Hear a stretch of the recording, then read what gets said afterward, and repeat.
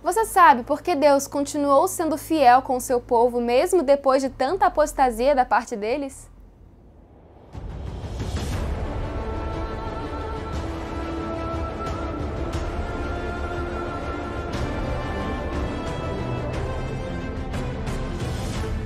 Olá! Muito prazer, meu nome é Carol, sou cristã e historiadora e você já sabe, não é mesmo? Eu estou aqui para que juntos possamos estudar esse livro incrível que é a Bíblia. E já se inscreve no canal, hein, para não perder nenhum capítulo. Hoje vamos entrar no capítulo 15 de Gênesis, que começa com Abrão tendo uma visão da parte de Deus, onde ele reafirma para ele não ter medo, porque a recompensa dele seria infinitamente grande. Mas Abraão, mesmo recebendo essa promessa, ele reclamou ao Senhor, perguntando o que ele receberia, afinal de contas, ele não tinha nenhum filho, ou seja, ele não tinha para quem deixar a sua herança, a sua grande riqueza, a não ser se ele desse para o seu herdeiro, que na verdade era um servo que nasceu dentro de sua casa. Lembra que ele tinha uma multidão junto com ele, não é? Então, esse servo era filho de servo, então já nasceu na proteção de Abraão. Você pode ler o diálogo completo de Abraão com Deus no link que eu vou deixar aqui embaixo na descrição do vídeo, com a versão da Bíblia mais próxima da que eu uso para estudar, a King James 1611.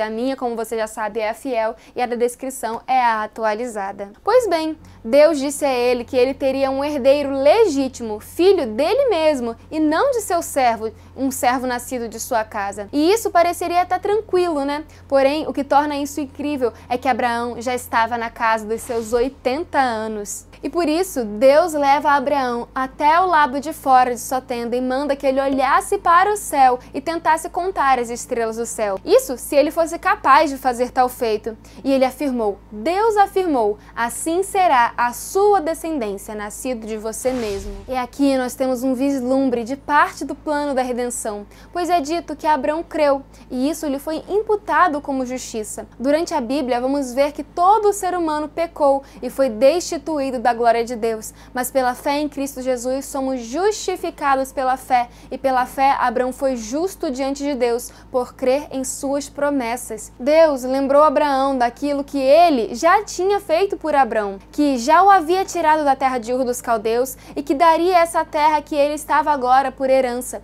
E isso é uma lição para nós, a de que nada temos a temer quanto ao futuro, a menos que nos esqueçamos como Deus tem nos conduzido no passado. Se Deus nos trouxe até aqui, Ele irá nos levar até o fim dessa jornada, se confiarmos em sua mão. Abraão creu na promessa do filho, mas perguntou, Senhor, como eu vou saber que eu vou ser verdadeiramente herdeiro dessa terra? Então, Deus lhe deu uma instrução que foi registrada no verso 9, 10 e do 17 ao 21. Está escrito assim, Ele lhe disse, toma para mim uma novilha de 3 anos de idade e uma cabra de 3 anos de idade e um carneiro de 3 anos de idade e uma rola e um pombinho, e tomou para ele todos estes e os dividiu ao meio e colocou cada parte na frente da outra, mas as aves ele não a dividiu. E aconteceu que quando o sol se pôs e ficou escuro, eis que um forno de fumaça e uma lâmpada acesa passaram entre aqueles pedaços, e no mesmo dia o Senhor fez um pacto com Abrão, dizendo, a tua semente eu dei a essa terra do rio do Egito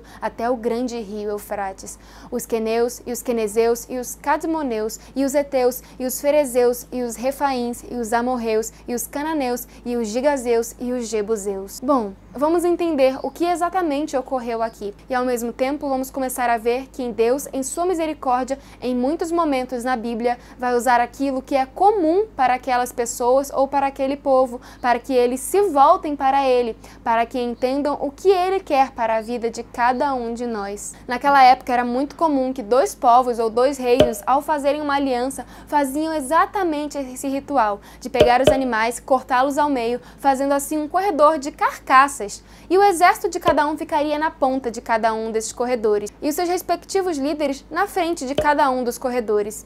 E aí, cada um dos líderes passaria para o lado do outro, atravessando esse corredor, e ambos sacrificariam aos seus deuses aquelas carcaças, ficando assim jurados, se um deles descumprisse essa aliança ou esse pacto, o deus respectivo do que não descumpriu poderia amaldiçoar o líder e o povo que havia descumprido o acordo. Só que, olha só que interessante, Deus, obviamente, já sendo o próprio Deus, não possuía nenhum deus para que ele oferecesse esse sacrifício, e obviamente Obviamente, Abraão, sendo fiel a seu único Deus, não iria sacrificar a nenhum outro Deus. Então você vê que lindo? Deus usa aquilo que o homem está acostumado a ver ao seu redor e ao mesmo tempo já faz uma reforma tirando aquilo que não serve. Nesse caso, tirando a participação dos deuses pagãos e mostrando que só ele é o verdadeiro Deus. E mais uma coisa, vocês repararam que apenas Deus passou pelo corredor através do forno de fumaça e da lâmpada de fogo? Então, o único que selou essa aliança foi o próprio infalível Deus,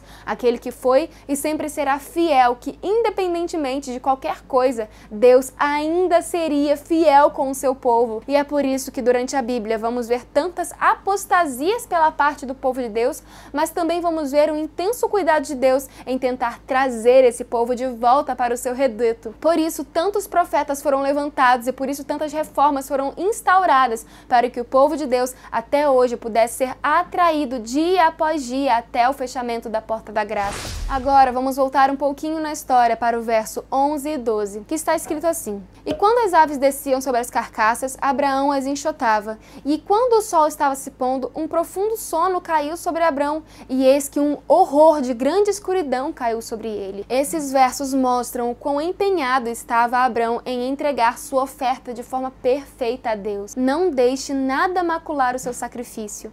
Vigiai tão firmemente como Abraão para impedir que corvos ou outras aves de rapina repousem sobre o vosso sacrifício e oferenda a Deus. Todo pensamento de dúvida deve ser monitorado de tal maneira que não se manifestem em palavras. A luz sempre foge de palavras que honram os poderes das trevas. A vida do nosso Senhor ressurreto deve em nós manifestar-se diariamente. E olha o quão fiel ele foi, pois ao chegar o sono ele ficou apavorado. E por quê? Porque não queria correr o risco de que no momento de sono, ou seja, no momento de descuido, uma ave pudesse macular o seu sacrifício. E porque uma ave de rapina macularia a oferta de Abraão e o que isso tem a ver conosco? Nós vamos estudar mais pra frente que aves na Bíblia significam espíritos do bem ou do mal. As aves puras são os anjos, são seres celestiais que estão conosco. E as aves impuras são os demônios, os agentes de Satanás aqui na terra. Então, se nós deixamos com que essas aves de rapina maculem o nosso sacrifício, maculem a nossa vida, nós estamos nos afastando de Deus. Então, mesmo com sono, mesmo tendo madrugado, ele foi fiel e esperou pela fé ao lado de sua oferta o momento em que Deus viria. E como que eu sei que ele estava acordado tanto tempo assim? Simples, vamos analisar os fatos que nem sequer estão nas entrelinhas do texto, eles estão explícitos. No verso 5, Deus o leva para ver as estrelas, então era de noite ou pelo menos de madrugada. E logo após já é falado para que ele buscasse animais para o sacrifício. E assim ele ficou espantando as aves até o pôr do sol, ou seja, isso foram quase 24 horas, ou até mesmo mais de 24 horas, dependendo da hora em que Deus o chamou para ver as estrelas. Mas ele superou esse cansaço por amor a Deus. Vemos também nesse capítulo que somente a sua descendência teria essa herança, teria essa terra para si, terra que no momento era habitada pelos amorreus. E por que Deus tiraria esse lugar dos amorreus para dar aos descendentes de Abrão?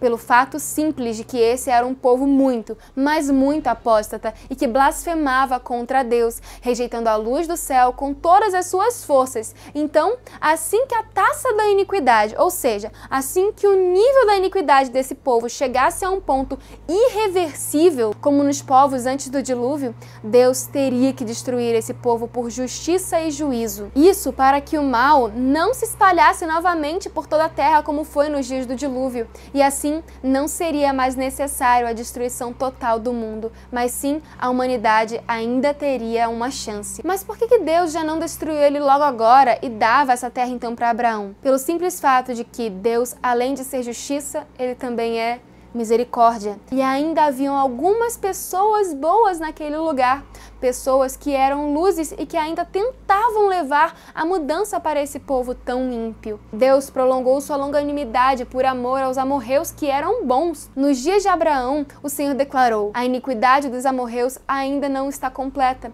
Naquele momento, ele não teria permitido que eles fossem destruídos. Nisso, a paciência de Deus foi revelada. Os amorreus eram inimigos da lei de Deus, eles não creram nele como verdadeiro Deus.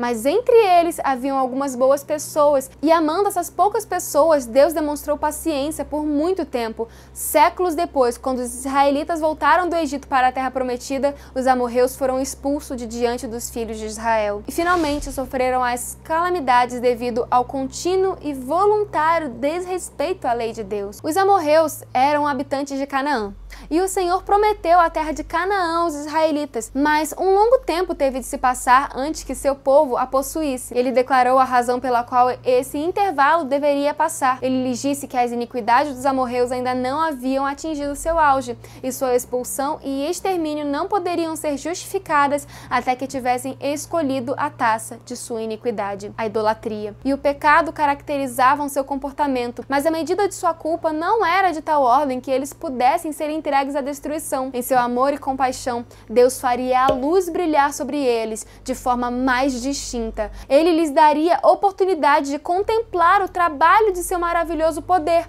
para que não houvesse desculpas para o seu mau comportamento. E é assim que Deus trata com as nações. Por certo período de graça, ele manifesta tolerância em relação às nações, cidades e indivíduos. Mas quando é evidente que eles não recorrem a ele para que tenham vida, o castigo cairá sobre eles. Chegou o tempo em que o juízo de Deus caiu sobre os amorreus, e chegará o tempo em que todos os transgressores de sua lei saberão que Deus, de forma alguma, justifica o culpado. E por fim, um pequeno spoiler. Os 400 anos de servidão que sua descendência passaria seria a partir da morte de seu bisneto, José, o qual vamos conhecer alguns capítulos à frente. Por ora, sabemos que Abrão iria morrer com uma boa velhice. Então, se você está gostando de acompanhar essa jornada, já curte o vídeo e deixe seu comentário. Claro, sempre respeitando os comentários dos irmãozinhos do lado. E se você deseja apoiar esse ministério para que essa palavra possa ir cada vez mais e mais longe de forma mais e mais rápida, temos um Pix aí na descrição do vídeo. Você pode estar contribuindo com qualquer valor.